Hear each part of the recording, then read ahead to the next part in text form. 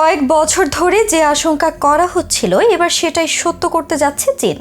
ব্রহ্মপুত্রের উজানে বানাচ্ছে বিশ্বের সবচেয়ে বড় বাঁধ, যা হুমকির মুখে ফেলে দিচ্ছে ব্রহ্মপুত্রের ওপর নির্ভরশীল কোটি কোটি মানুষকে।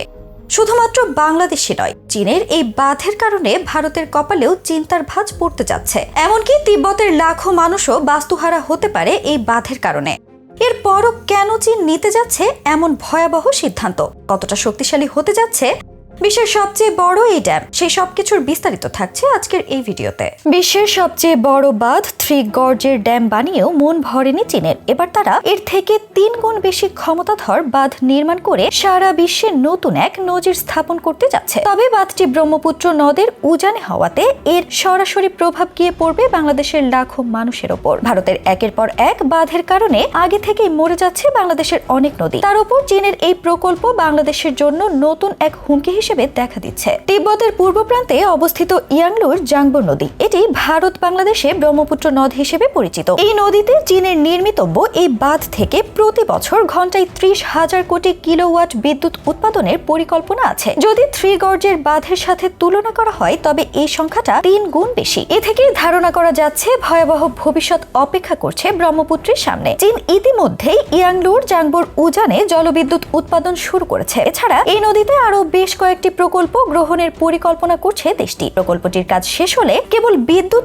উৎপাদনেই নয়, বরং আন্তর্জাতিক জলবন্টন ব্যবস্থাতেও নতুন চ্যালেঞ্জ সৃষ্টি হতে পারে। বিশেষত ভারত ও বাংলাদেশের ওপর সম্ভাব্য প্রভাব সবচেয়ে বেশি। তাই চীনা ওই প্রকল্প নিয়ে বেশ উদ্বেগ প্রকাশ করেছে বাংলাদেশ ও ভারত। কেননা প্রকল্পটি বাস্তবায়িত হলে শুধু স্থানীয় বাস্তুতন্ত্রই নয়, বরং নদীর প্রবাহ কমে এর গতিপথ পরিবর্তনের আশঙ্কা রয়েছে। তিব্বত থেকে বেরিয়ে দক্ষিণ ভারতের অরুণাচল প্রদেশ ও আসাম রাজ্য হয়ে বাংলাদেশের ব্রহ্মপুত্র নদীর সঙ্গে মিশেছে চীনের ইয়াংলুর জাংবো, যার ফলে এই নদীতে বাঁধ দেয়া নিয়ে উদ্বেগ জানিয়েছে ঢাকা ও দিল্লি। চীনের সরকারি সংবাদ সংস্থা চিনহুয়া জানিয়েছে এই প্রকল্পটি চীনের কার্বন নিরপেক্ষতার লক্ষ্য পূরণে গুরুত্বপূর্ণ ভূমিকা পালন করবে। এছাড়া প্রকৌশলের মতো সংশ্লিষ্ট শিল্পকে উদ্দীপিত করবে এবং তিব্বতে কর্মসংস্থান সৃষ্টি করবে। এই বাঁধটির নির্মাণ ব্যয় থ্রি গর্জেস বাঁধকেও ছাড়িয়ে যাবে বলে ধারণা করা হচ্ছে। 34.83 বিলিয়ন ডলারে ওই বাঁধটি নির্মাণ করেছিল চীন। তবে ওই ব্যয়ের মধ্যে বাস্তুচ্যুত 14 লাখ মানুষের পুনর্বাসনের খরচও অন্তর্ভুক্ত ছিল। আনুমানিক ব্যয়ের প্রায় 4 গুণ বেশি খরচে নির্মাণ হয়েছিল